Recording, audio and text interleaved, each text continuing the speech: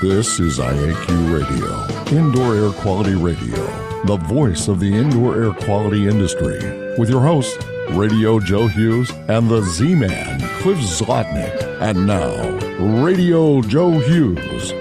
Good day and welcome to IAQ Radio Plus. It's episode 676, and this week we welcome Dr. R Subramanian for a discussion on international IAQ and low-cost sensors. Before we get started, let's thank our sponsors. They're the reason we can continue doing the show. And don't forget, after the show, you can continue the discussion at afterthoughts.iaqradio.com, sponsored by First On-Site.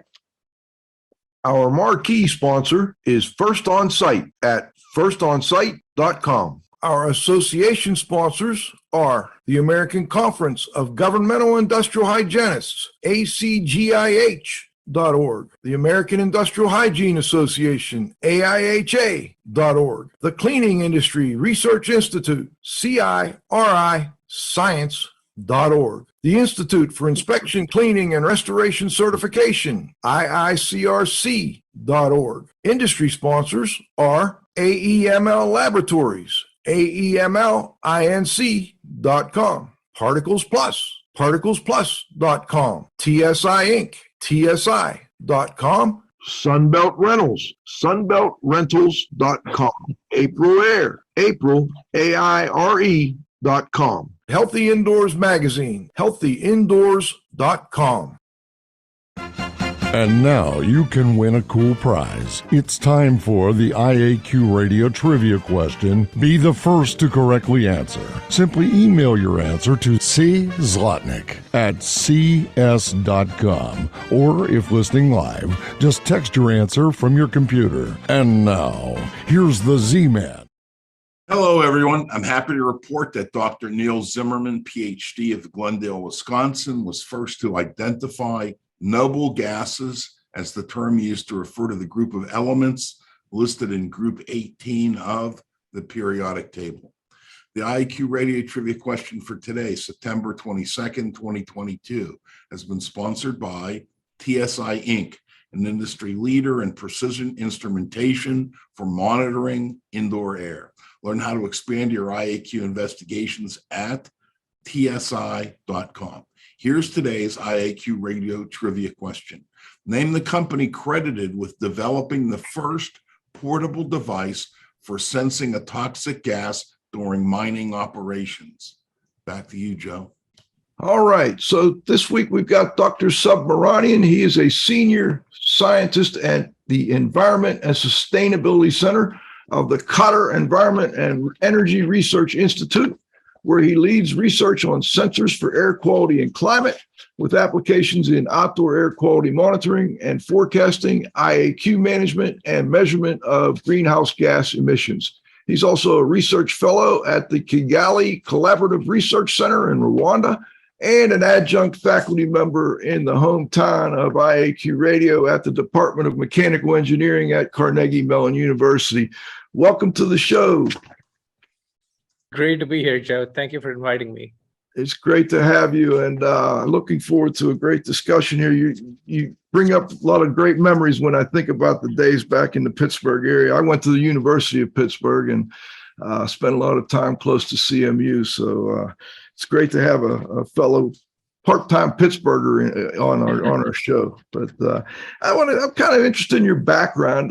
How did you get involved in this whole idea of, I know you do a lot of outdoor air, but also indoor air. Right. So I think the idea was, we traditionally do air quality monitoring and air quality research using very expensive monitors, right? These are instruments, for example, for measuring ozone can cost like $5,000 to $10,000 or something. That's for PM 2.5, which is fine particulate matter, dust and combustion soot that goes into your lungs, for example. That is typically, $20,000 to $30,000, right? And it goes up from there. And So, but you can't put a lot of that in a town. And if you want to map pollution around a city like Pittsburgh, which has a lot of valleys and nooks and crannies, if you will, where pollution can go anywhere, and there are lots of restaurants, for example, that you're not able to capture those hotspots. You need some way to capture that on a more sustained basis. And so low-cost sensors appear to be a way to do that. I think a lot of people started using low-cost sensors a few years ago, 2013, 2014, and around that time I started looking into it, and actually ended up partnering with a company in Pittsburgh, a startup, and we ended up developing the ramp from there, and got some funding from the US EPA and Heinz endowments. And yeah, that ended up deploying the ramp network from there.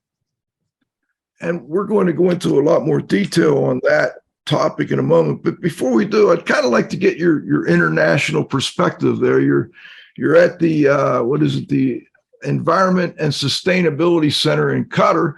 Yeah.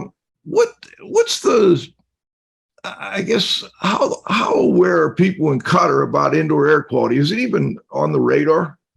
I think it's getting there, it's so in a place like Qatar, because we are in a hot desert environment, we basically spend. So I think the common metric in the US, for example, is that yes, outdoor air pollution is important, but we spend 90% of our time indoors, right?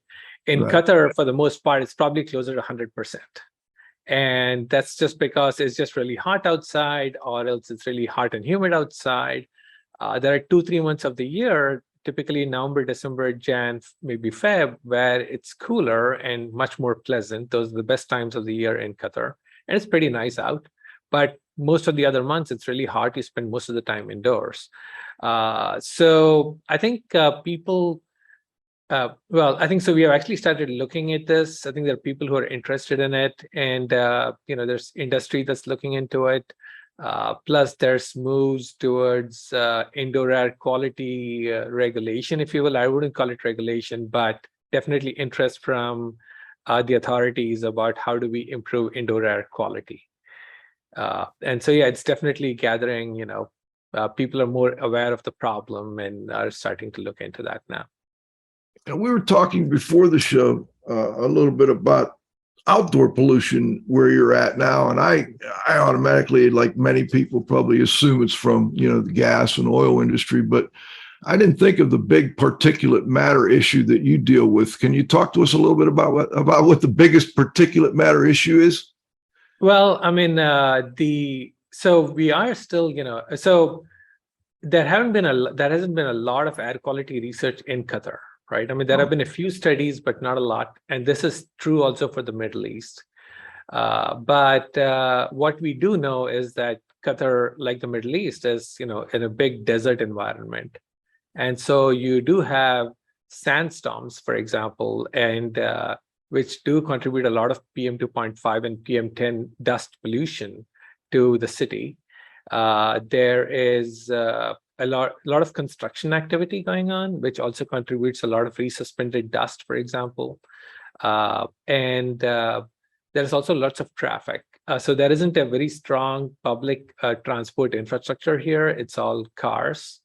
Though now, as part of the efforts towards making a sustainable World Cup, Qatar is hosting the FIFA World Cup this year. And as part of that, we now have a very efficient metro network.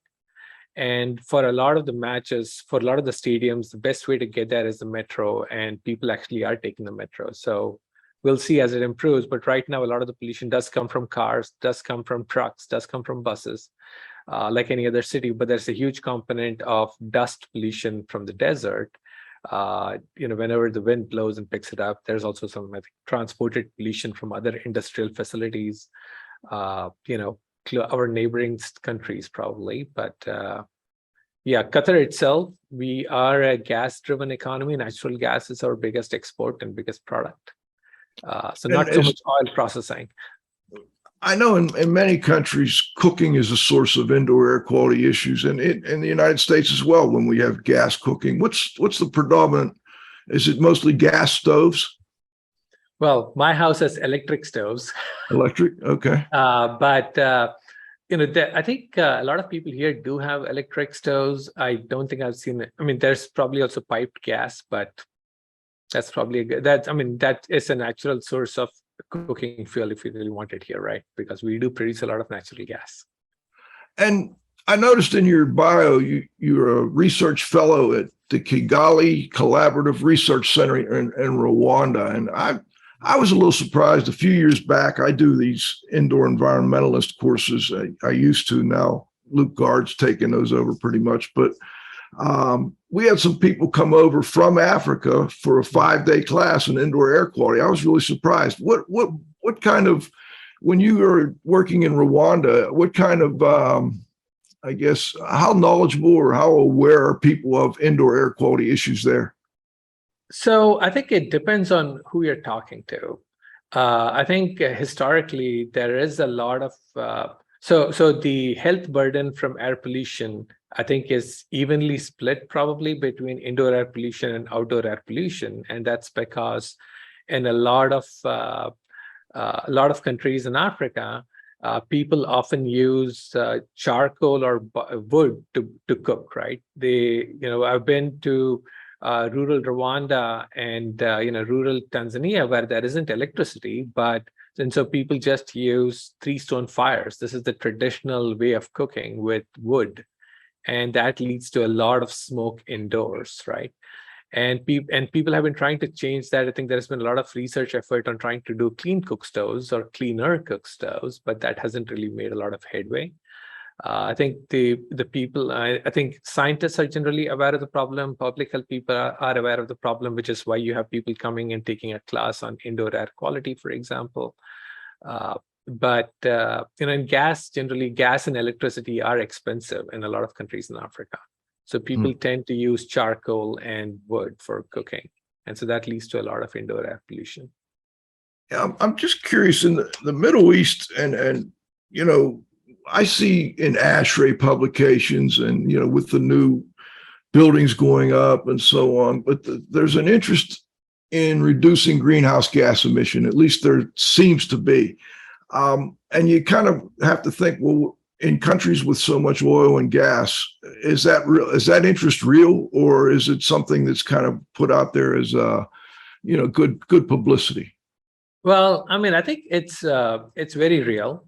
This is also true for a lot of corporations, even the US or Europe, right? You have ESG, environment sustainability guidelines, right, that people have to follow, and good reporting and things like that. For Qatar particularly, there's the National Vision 2030, as part of which there is an effort to reduce greenhouse gas emissions. Qatar Energy has, I think this is probably public information, you can look it up. They have invested a lot of money into reducing methane emissions. So for example, if you look at gas production, flaring is a very common problem, right? And in addition, when you flare gas, which is, unused gas, you can also have a lot of unburnt gas escaping, which is methane, which is a very potent greenhouse gas. And this is a problem that probably people in Pennsylvania are very familiar with. Yes. And so I believe that flaring has been almost eliminated, if not or reduced by 90% in Qatar over the last 10 years. That's been a huge success. And I think there are huge efforts to actually look at and capture fugitive emissions, which is the next target in these gas processing facilities. So sustainability is a very, very important goal. There's real money behind it. Are there any companies that specialize in indoor air quality? Is there like a little IAQ industry like there is here in the United States? Do you have anything similar in Qatar?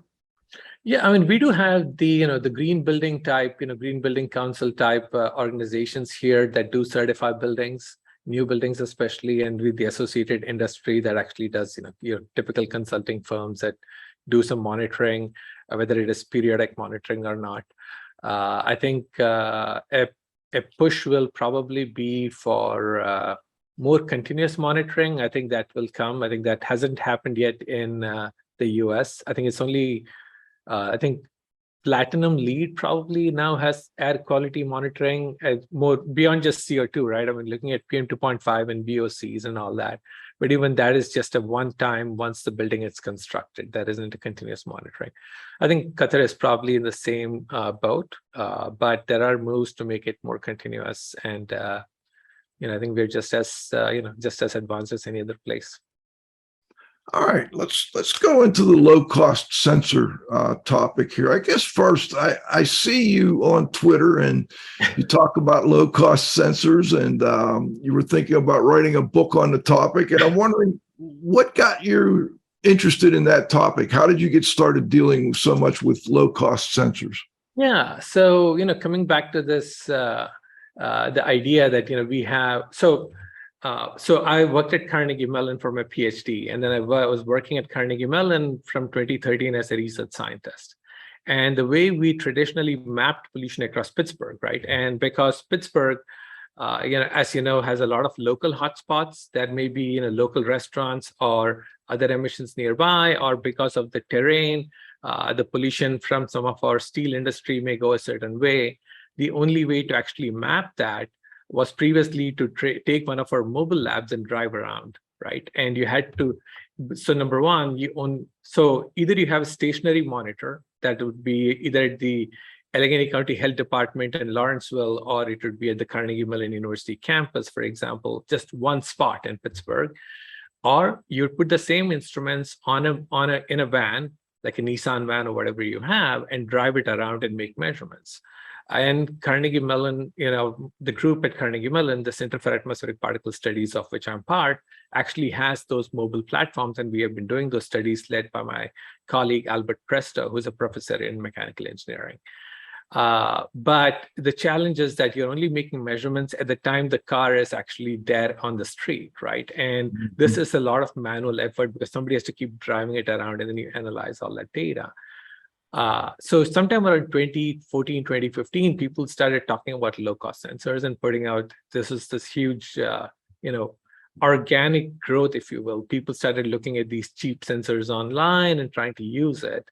And so we're like, all right, how do we use this to put a bunch of these sensors around, say, Pittsburgh? And can we map pollution that way? Because now you have, say, 50 or 100 monitors around Pittsburgh.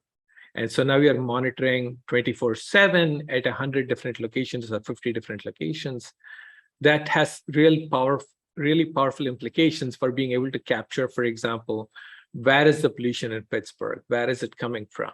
You can actually identify local hotspots. You can look at the impact of some large industry that's south of Pittsburgh, shall we say, remaining unnamed. But where is its pollution going? You can map this out. And so we started looking at that, and as it so happened, I ended up having dinner with another CMU graduate who had started a company called Sensevere, and they were in the business of making environmental sensors. And I said, I'd like to get these low-cost sensors, but I have no electrical engineering background. He was like, oh, sure, we can put this together. And so they built the hardware, and we characterized the box. And between the two of us, we came up with the ramp, which is now made by Sensit that took over Sensevere.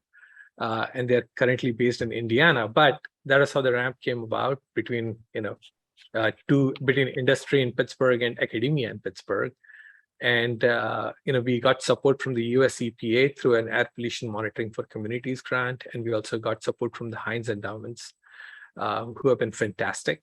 We ended up deploying a network of 50 ramps in Pittsburgh, and right now I think it's down to 30 because that's decent enough. We oversampled initially, and now we can scale it back. But you got a lot of good data out of it, and the data continues to be shared with the public. And ballpark idea, the ramp. Does ramp stand for something? First of all. Yeah, there you go. My webpage. I think Albert and I were just, chatting, and we ended up coming up with real-time, affordable, multi-pollutant sensor, right? Okay. And I think some people now call it the remote air monitoring something, but it's become the ramp. And ballpark, how much did one of those ramps cost? I think it depends. I think you have to go with the configuration and which sensors you want inside. But and again, the ramp is one of those. It's just one company. Senseware is one company now owned by Sensit, which is gas leak detection, right? And I think they can give you a better price. But a lot of different companies do make similar boxes now, and these boxes go anywhere from $4,000 to $10,000. I think the ramps are probably like, at the lower end of that range, but.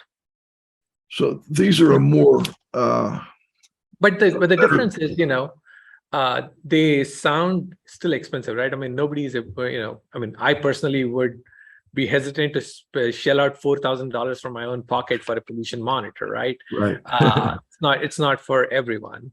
But it measures PM 2.5, possibly PM 10, also measures your gases, carbon monoxide, sulfur dioxide, ozone, nitrogen dioxide. A comparable reference monitor with all of those measurements is probably like $100,000. So, you're reducing the cost by a factor of 20. Right. Now, as far as, we're seeing particle counters and low-cost sensors in the $100, $200 range. Are they comparable? Surprisingly, yes.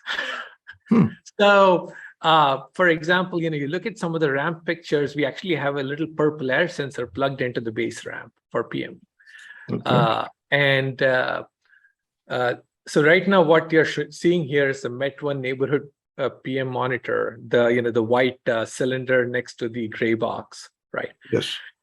And look at the one on the patio. That one right there. That's a Met1 neighborhood PM monitor, and the ramp base itself. And we had a similar purple air sensor that way. And the purple air is just $250 or something like that. They're great. They are very precise and reproducible, which is great. We still have to calibrate them because they're just, light scattering devices, and at high humidity, you end up measuring, reporting PM that's like 2 to 3 times what it actually is in the atmosphere. And so we have to do some careful calibration of those sensors before we use the data. I think some people may wonder, how does monitoring outdoor air like you are with RAMP affect indoor air? And we've had on the show in the past Linda Wigington with Roxas, reducing outdoor contaminants in indoor spaces. So a lot of what we're breathing inside came from outside. Yeah. Are you familiar with Linda and her group and what they were doing? Yeah, they've been doing fantastic work. And, they've been very involved with the community and, doing interventions, showing people how to improve their indoor air quality and using the sensors to track the improvements. They're doing some fantastic work for sure. Are these low-cost sensors now catching on worldwide? Are people using them all over the world? Oh, absolutely. I think, you go to, for example, the Purple Air Map, or, there's an open AQ archive, and people use it for outdoor air quality monitoring. You often don't see what people are doing with it indoors. But I think people are using it all over. And I think the core sensor itself, right, which is the basic nephelometer that you can buy, it comes from this company called Plant Tower in China, or it comes from this Swiss company called Sensirion. Honeywell makes a similar product. And these things by themselves are like $10 or $15 or $20. I think the Sensirion is probably like $50 each. And then you need to add the electronics and things like that. But essentially what that opens up is people with DIY skills in electronics can actually put that together in a box, right? And so there have been huge, so I think the Purple Air actually started off in somebody's garage in Utah. And, it's just burgeoned from there. So the accessibility and the affordability of the core sensor itself has made it really popular. And that's the sensor for particulate? Yeah, exactly. That's for PM. And now I'm not as familiar with Purple Air as I am with like Fubot. Are you familiar with the Fubot? Yeah. And they had particulate, but they also had a temperature relative humidity sensor, I believe, and a total VOC. Yeah. How, same kind of, if you could give us the same background on those types of sensors compared to the PM 2.5, still pretty accurate? I think so. So the term I'd use for the PM sensors is actually precise, not accurate. Okay. So at least it's good for trends, for example, and if you need to use it for anything more than that, you actually need to do some careful calibration of the sensor. The temperature relative humidity measurements are usually pretty standard. I think they're usually made by Bosch. So it's a pretty robust, manufacturing. The whole idea with all of these sensors, the reason why they're so cheap is now they're being mass manufactured by these companies, right? And, when economies of scale really play into it.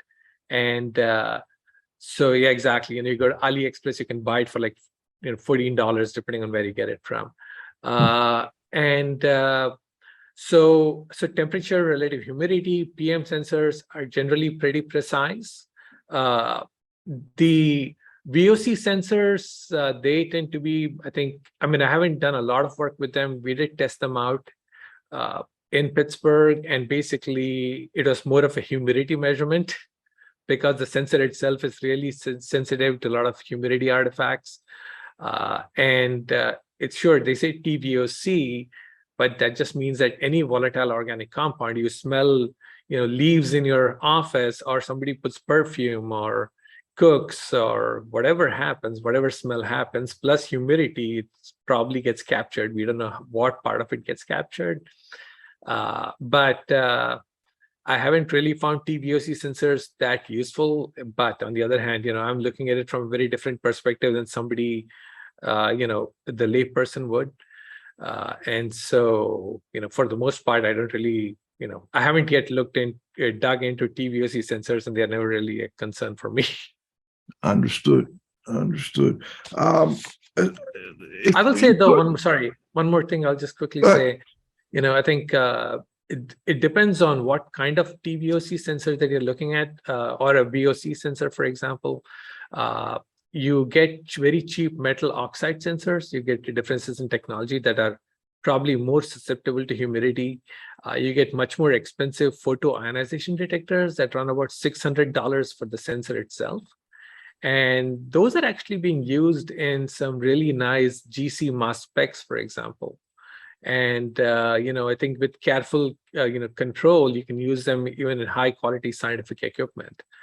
So, but again, you're spending $600 for the sensor. So, it comes down to what do you want it for, and, what are you going to use it for? Now, you mentioned precision versus accuracy, and you corrected me, and I'm glad you did. You're looking at precision. Can you quickly, just for our audience, differentiate between what's precise and what's accurate? Yeah, so precise means that if you have, say, for example, 5 or 10 of these devices across different rooms, if they measure the same level of PM or the same temperature or the same relative humidity, all sensors will report the same thing, right? And as it goes up and down, they'll all track each other. But they may not be accurate because the PM reading that comes from the sensor, it's set to some factory calibration. For example, the plant tower sensor is calibrated to ambient aerosol in China. And in Beijing or Shanghai, air pollution is very different than in Pittsburgh. The size of the aerosol changes, the chemical composition of the aerosol changes. And so that really affects the response, how you convert the signal that you're capturing, which is really light scattering. And for people who may not be familiar, so if you look at a ray of sunshine in your room, right, and you see dust particles floating in the air, that's scattering of light. And so that's basically what the sensor is doing, but with a, say, red laser, a 650 nanometer laser or something like that. And the conversion from that scattered light to particulate mass, that changes depending on what kind of aerosol you're looking at. And so the factory calibration that's provided by the plant towers, which is from ambient pollution in Beijing or Shanghai or whatever, is very different from the air pollution in Pittsburgh. And so the accuracy may be way off, but they're really precise. And so you'll measure the same thing again and again and again with different sensors. And if you're looking at trends, you just want to see which parts of your office is more polluted than the other, that's really useful, right? Right. But you can't compare it to a standard like the EPA standard or something like that. Yeah, I was going to mention that when we had, Sean, can you go back to that RAMP website and show that monitor again? Because I want to make sure we differentiate between the MET monitor and the other monitor. Go to the photo down there. Yeah, that photo on the right. That MET, I forget what you call it. It's a MET monitor. Yeah, MET 1. MET 1 Yes. PM sensor. Yeah. That has a filter in it, and it's actually. No, it's just a nephelometer. The same thing. It's Oh, it is? basically, yeah, it's got a little pump that's sucking in air. So the top is a little cyclone that cuts out any particles bigger than 2.5 micrometers. And so as air goes through, there are particles in there, and they go through an optical chamber, they scatter light, and that scattering is now recorded by the sensor as a measure of PM. Okay. How accurate, a lot of these particle counters have to take that, or they do take that information and then they convert it to information like is used by the National Ambient Air Quality Standards whenever they measure particulate. Yeah. How accurate are those conversions? Right. So I think that's, I think, again, it depends really on the type of pollution that they're measuring. Okay. And, if it's some factory calibration, it's not going to be very accurate, I don't think. In our experience, you do need localized calibrations. And so, for example, we tried to do this calibrate. So we actually co-located these sensors with our reference PM monitors, right? Oh. And then we developed corrections for it. And so those Pittsburgh corrections, we then applied to some studies that we are doing in Kigali. You mentioned the Kigali Collaborative Research Centre in Rwanda. And basically the values were off by like a factor of 2 or something like that. And so, we have to develop localized corrections for that. But, this is entirely doable. This is what we do as scientists, right? And the other thing also to remember, for example, is that the National Ambient Air Quality Standards, when they use those values, they are actually measured. They're measuring particulate matter mass at a particular relative humidity and temperature. Humidity in particular makes a big difference to the aerosol mass. And so these sensors are measuring light scattering, which really is ambient conditions. So the more humid the atmosphere, the bigger the particle typically grows, the more light it scatters, and the more apparent mass is sensed by the device. So you need to correct for that humidity growth. You need to correct for changes in chemical composition and size distribution. But once you do all of that, what we typically find is that on a 1 hour average value, we get plus or minus 4 microgram per meter cube uncertainty. So for comparison, on an annual average basis in Pittsburgh, the PM 2.5 is like 10 microgram per meter cube. And so we get on an hourly value, we get plus or minus 4 microgram per meter cube. The more you measure it, say 1 day or 1 week, that uncertainty goes down to about plus or minus 2 microgram per meter cube, I think. I could be getting the number wrong. But the more you average it out, the more of this noise uncertainty just, drops out. Gotcha. So for longer term studies, when you do those averages, you get much more precise numbers, even plus or minus 1 microgram per meter cube for a yearly average. So that's getting close to reference grade territory. I'm not going to say that these low cost sensors are reference grade monitors, but we can get pretty accurate values out of them when you treat them carefully and you measure them, average them over a long period of time. We're going to get a little more into that in just a moment. Before we do, we want to stop for halftime and thank our sponsors. We'll be back with Dr. Subramanian.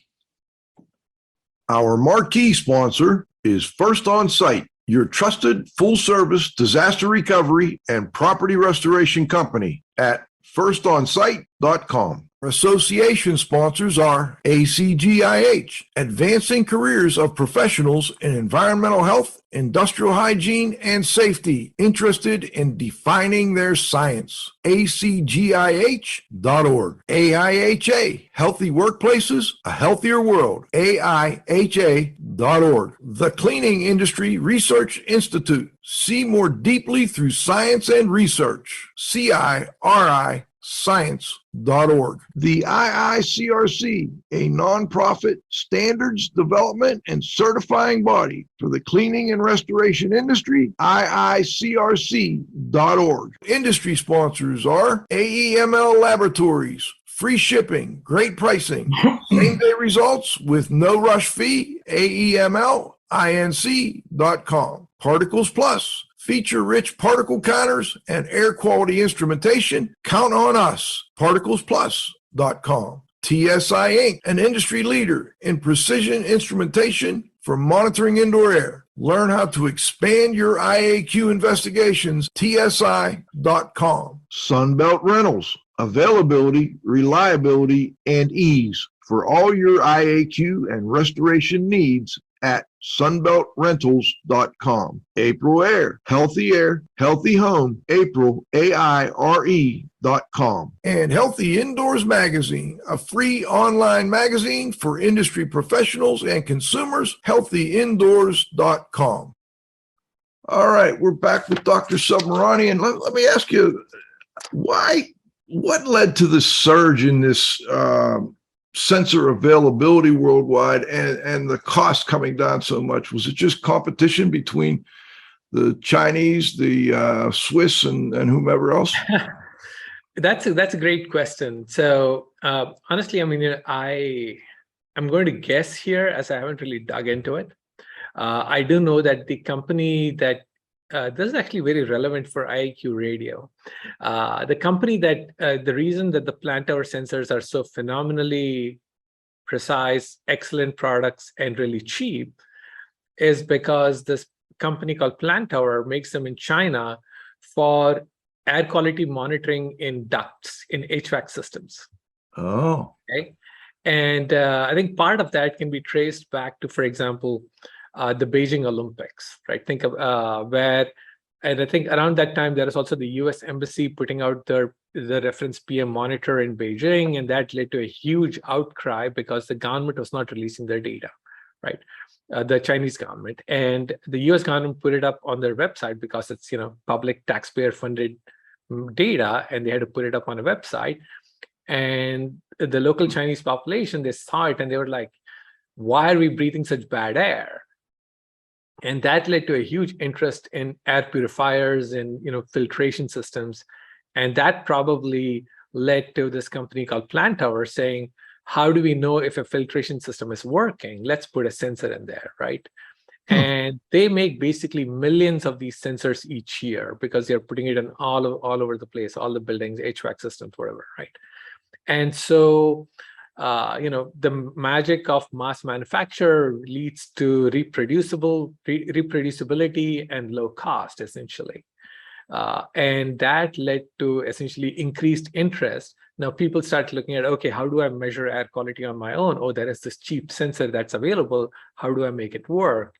And that leads to DIY solutions. And then slowly other companies start making it on their own, and so that, I think that just grew basically organically from there. People started knowing that I'm assuming people started guessing, yes, I can measure this pollution myself.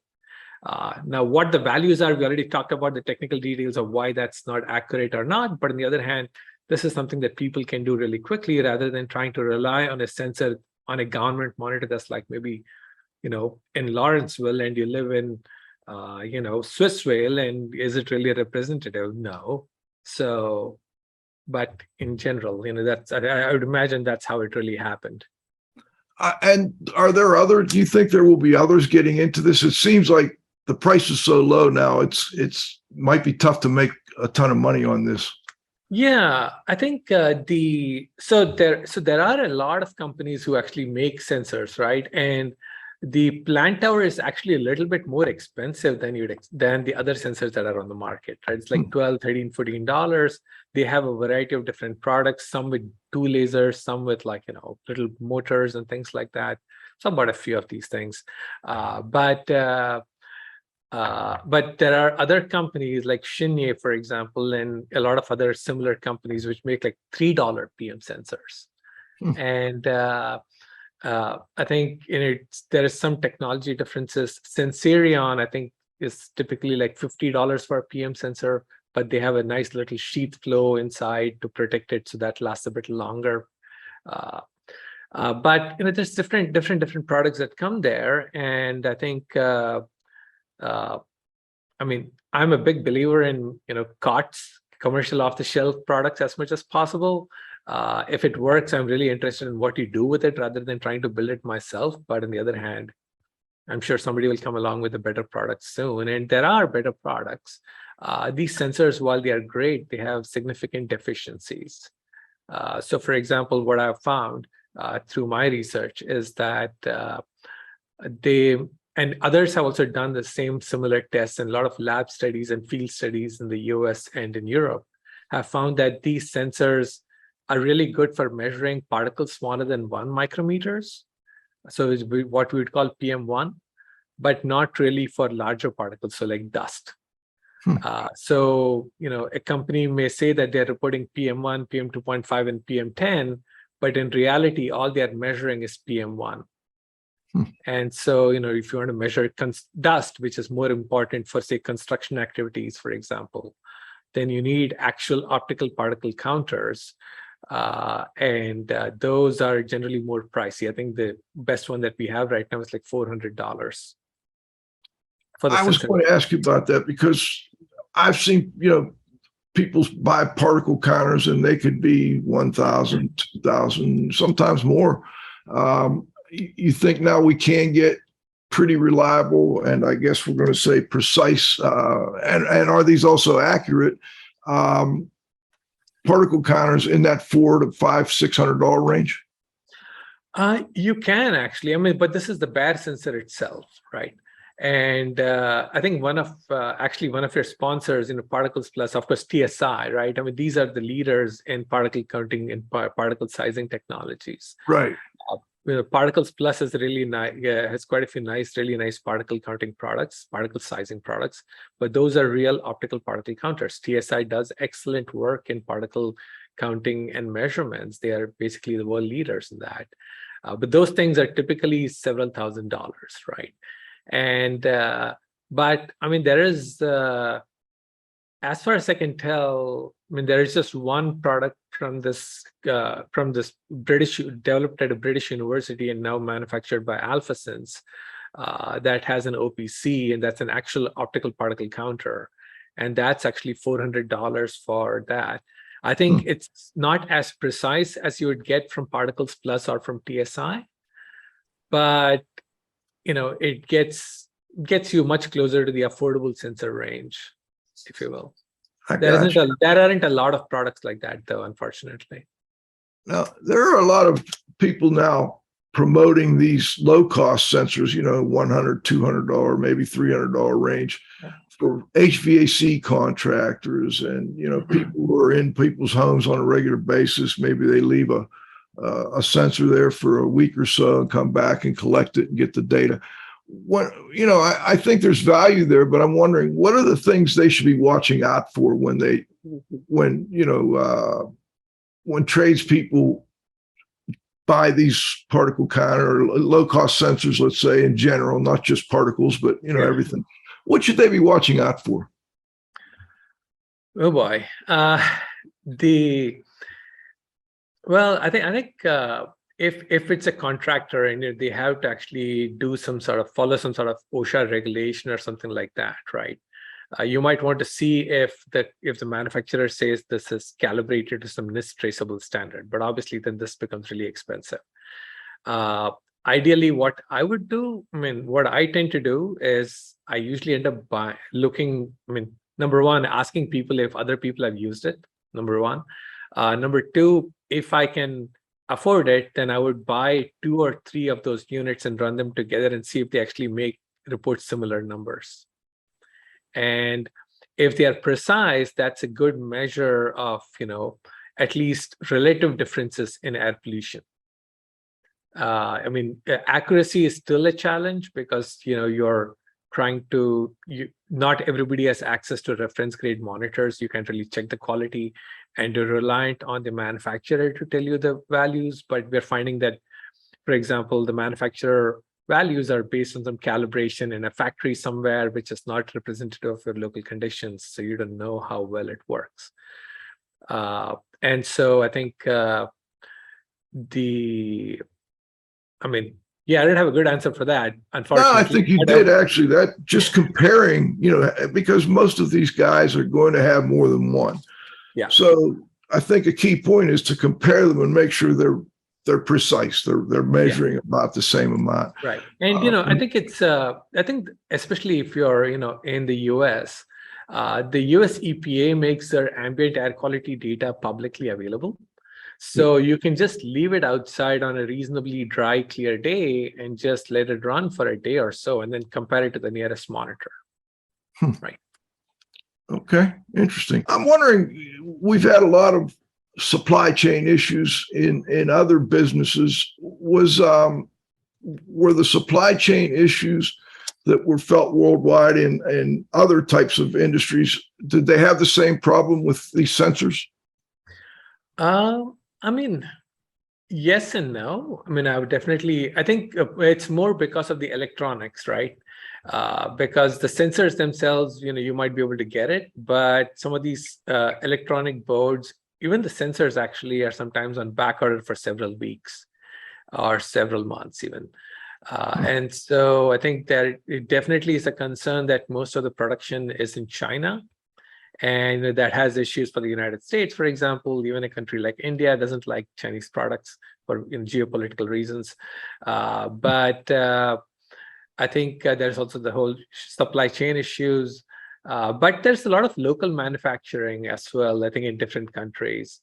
I was just talking to a manufacturer in Indonesia, Nafas, who basically end up, sourcing it locally for this very reason, and they have local factories who can produce their products. I think.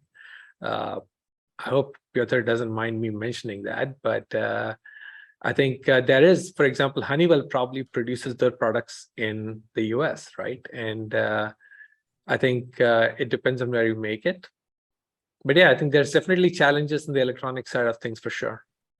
Let's talk about, how is a sensor actually cleaned? It would seem that these optical sensors are going to get soiled over a period of time. Yeah. Can they be effectively cleaned, or are they just thrown away, or how would that work? Replace. Okay, no problem. No, number one, they're cheap enough. Okay. And number two, I think, so we have used these sensors, for example, in the RAMP network for about, since 2017, right, in Pittsburgh. And usually the PM sensors last 2, 3, 4 years without any problems, given that the pollution levels are relatively low compared to what they can measure. The same sensor in a place like Delhi might last maybe 6 months to a year before it needs to be replaced. But in Pittsburgh, it will last about 4 years, maybe longer. We have had other, I think, but typically you can actually take apart this plant tower sensor itself or the other similar sensor. And I've actually taken it apart, and it seems reasonable enough to just blow some electronic duster kind of air into it, or do typical optical wipe cleaning or whatever else. But I think that can potentially be issues with changing the laser alignment, for example, that given that you may not be able to put it back exactly the way it was calibrated, so that affects your resulting data. And so I think it would just be easier. Exactly, I think. It would be easier to just replace the sensor itself. You had mentioned different standards. You talked about the EPA having standards and so on and so forth. Are there standards by which sensor manufacturers, comply with, so that you can kind of compare one sensor manufacturer's product to another? Or is it kind of like the Wild West? Okay. Yeah, it's pretty much like the Wild West.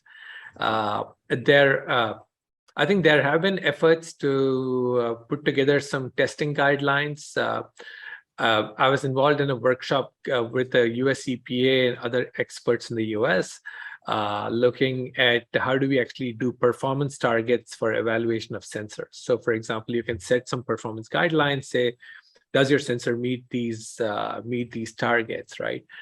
I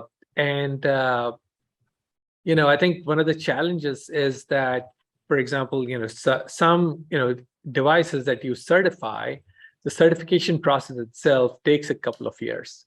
That can be longer than the lifetime of the product, right? I mean, they're evolving pretty rapidly, and the firmware changes, the design changes.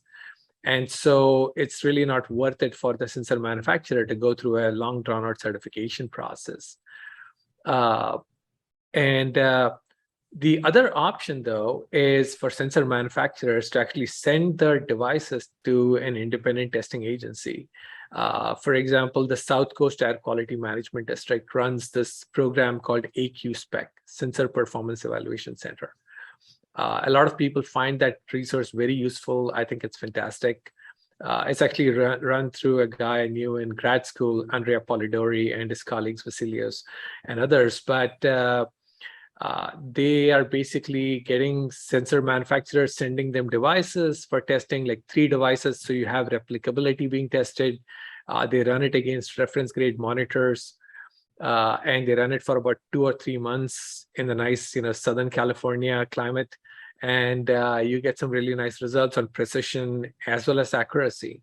And those results are made publicly available.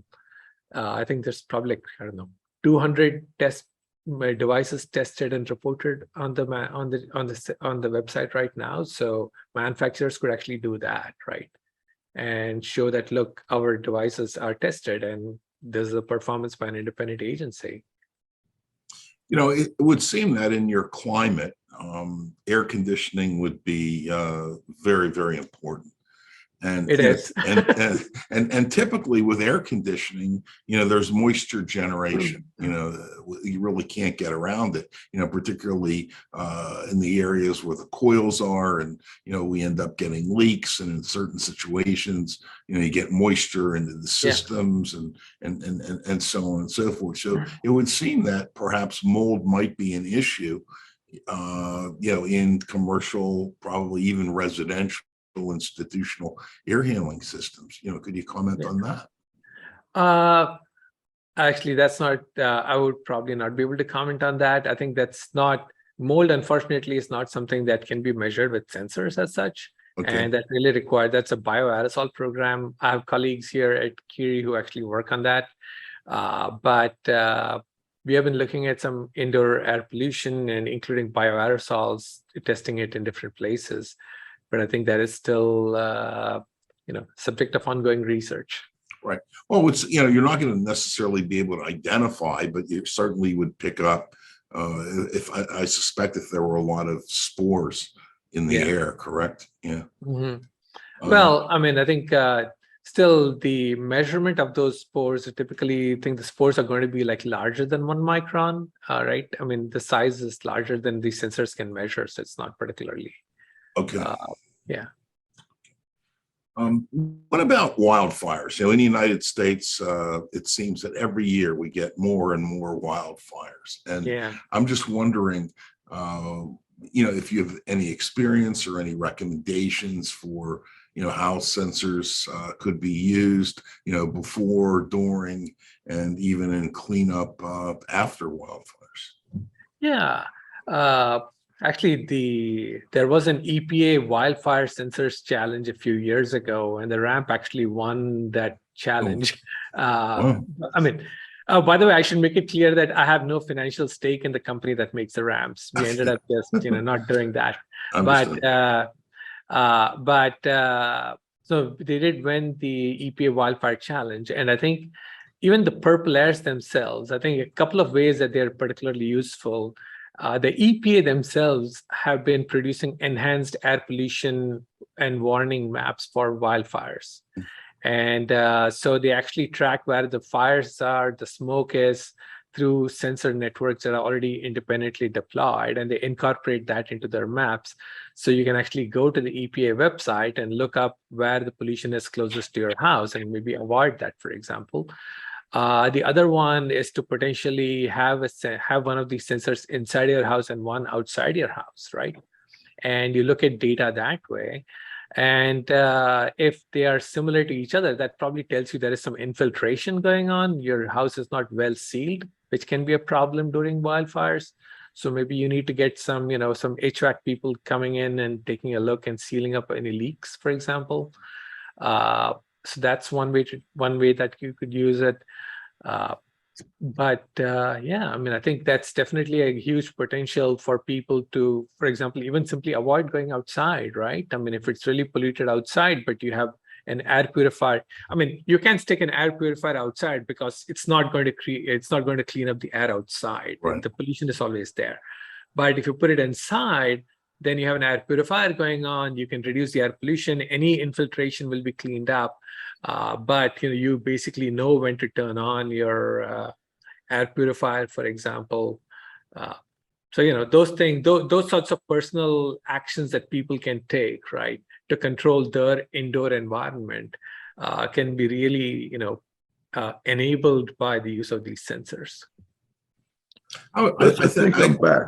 Oh, good, Joe. Yep. Just as a follow-up, it almost makes sense. Inside of homes we have smoke detectors, and when it detects, it alarms. It would almost make sense to have those detectors outside, in wildfire zones or whatever, so that in the event the alarm goes off, people could take enhanced treatments and precautions and so on and so forth, and have some early warning. But welcome back, Joe. Well, thanks. Did you go to the roundup yet? No, did not. Let's do that, John.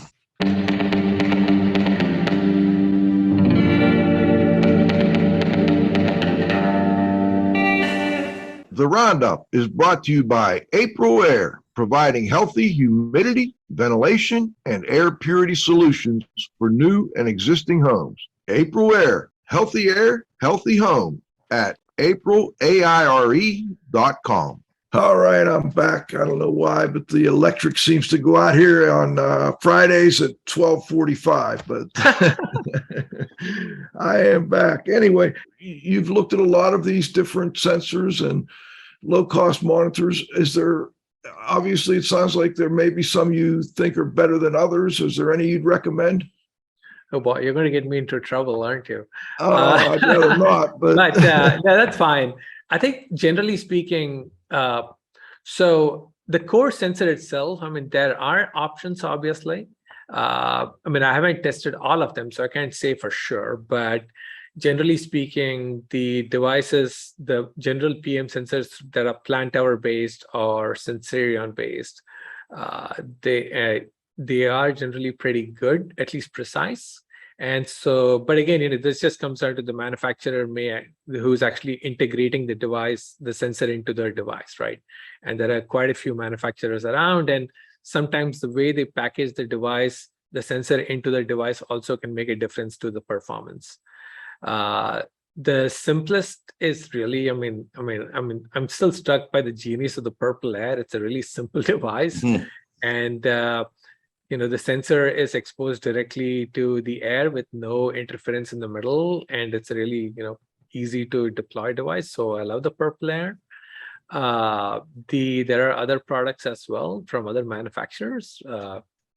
But the RAM, for example, now has plant hour sensors integrated into it, similar to other multi-pollutant boxes from QuantAQ or from Clarity nodes or whatever else, and they're all pretty nice devices for as long as you know what you're measuring, right? And I think if you're not using these devices to measure dust, as in construction dust or desert dust, you're just looking at it to look at, say, urban air pollution from cars and trucks and whatnot, and that's probably fine. And if you answered this before, just let me know. But can you give listeners a tip, like if you're using these low-cost sensors, Yeah. one of the key things is you've got to get the air you want to look at into the sensor. Any tips for how to make sure we do that? Do we keep them down low? Do we keep them up high? Do we keep them in certain parts of the building? Yes. So usually so I'm trying to look at what people are breathing, right? So I try to keep them, at breathing height, which is generally between 5 and 7 feet, usually above the ground, and about 2 meters, say. And I try to keep it in as free-flowing air as possible, right? We don't want it to be in a corner where it's surrounded by walls on 2 or 3 sides, in which case you end up with like local eddies, which may not be representative of the broader air pollution around you.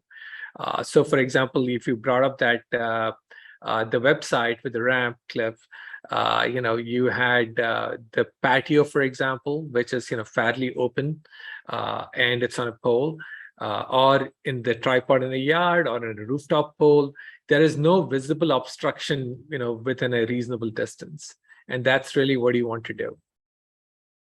Okay. And then indoors, the same thing. You want to keep it in an area where you're going to get that. I wonder if maybe it wouldn't be a bad idea to put that sensor close to, if there's a central return air where a lot of the air is going to be going by, maybe that's a good location. Yeah, that's actually a good location. And we've also had Haven on. They make sensors that go into ductwork and return air. Are you familiar with them at all? No, I'm not. All right, we'll put a link to that show up for our listeners. Cliff, before we go, any final questions from you? Yeah, just one question. As a scientist and researcher, you're really into data, and a lot of times data ends up being numbers. And it would seem that homeowners, might like something other than a number, like an alarm or a light that got redder if things were bad or whatever. I just wondered if you know of any sensors that kind of, react optically where you can actually see something rather than just see a number. Actually, so it's, I don't know if you can see this. I have my little Aranet here, right? Or I have this little other PM sensor type here. And these actually, the Aranet is a beautiful piece of design. It basically has like green, yellow, and red. Okay, and, good. It changes, the indicator here changes, it's green, it's 638 ppm of CO2. And so that's good, right? And so just the little bar changes. And so people can quickly interpret it and understand. I think this little Ching Ping device that I got for like, I think 100 pounds of Amazon UK, it's got a little PM sensor inside and a CO2 sensor inside. I tweeted about it recently. I'm not endorsing any of these products. I just found it nice and convenient. But actually I found that the little LED changes color based on the level. And obviously, unfortunately, there's no regulation of what constitutes good, bad. I think the people are making some judgments on their own. It's not unreasonable. In general, so long as you don't delve too deeply into it. But I think generally, colors, people do find colors more easy to interpret than numbers for sure. I really wanted to quickly go back to Joe's question about where to put a sensor indoors. I think one key thing that we need to remember is that pollution can actually vary indoors from room to room.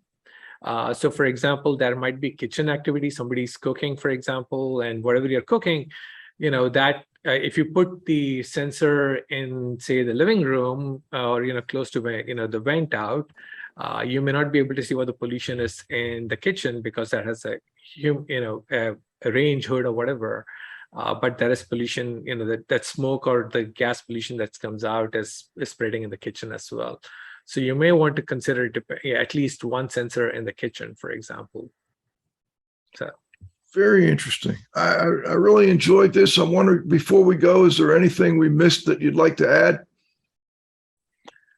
Well, knowledge is power, right? These sensors make it really easy for people to track their own exposure to pollution. I think with now that we are fairly, almost 7 or 8 years into the revolution that has brought about by these low-cost sensors, I think we're getting improvements in manufacturing, improvements in precision, affordability. I think, but people should be really careful about not to take these values as absolute values. Maybe in general use, look at trends, and also know the limits, which, it's not always easy for lay people to keep track of the latest research for sure. But there is an active community on Twitter, especially. You might have seen that over the pandemic, where people, are very happy to volunteer their time, scientists, and if you ask questions. And but yeah, I think these are great. If you can get one, use it, and see what you can do with it. What is there a name for that Twitter group? I mean, there are probably lists. There is no group. I think we just follow each other, or people generally look at who's tweeting. But yeah, unfortunately, go ahead and follow R Subramanian, and then from there you'll branch out into wherever is important with respect to this particular conversation. I do have one other comment that I think the thing I've picked up today that I think is really an important point that you've made several times is whatever sensor you're using, especially if you're a professional, and we realize that they're going to be hopefully precise, maybe not accurate. I think it's really important for us to know how the manufacturer set the levels they use for things like, good, moderate, bad. And you mentioned that a few times, and I wondered if you'd like to comment on. Do you think that's an important point that we picked up here? Yeah, definitely. I think the couple of issues that I think this actually has an underlying thing as well, right? And that there are, environmental effects that can affect the response of the sensor. And I don't think manufacturers have been very clear on how they have actually corrected for these artifacts, and whether what they're showing as green, yellow, blue, or whatever is actually corrected for that artifact, right? You don't want a sensor going red or purple just because of humidity in the air, and which is very likely. And so I think, I think that is something that I think the industry would benefit from greater transparency, at the very least, and at least getting their devices tested by an independent, entity. I don't know who that is for the indoor air quality world, but that would be a pretty good improvement, especially now that if everybody's using a sensor, right? Absolutely. Well, I want to thank Dr. Subramanian. Much appreciated. Great to meet you and get a chance to chat a little bit, and looking forward to following you as time goes on. I know you're on Twitter quite a bit, and that's where I ran into you. And I was so happy to hear you've been in Pittsburgh and you're from, a CMU guy. That's wonderful news. But please come back and join us sometime. I'm sure this issue is going to be, very important for many years to come. Definitely. Thank you so much for the invite, Joe and Cliff.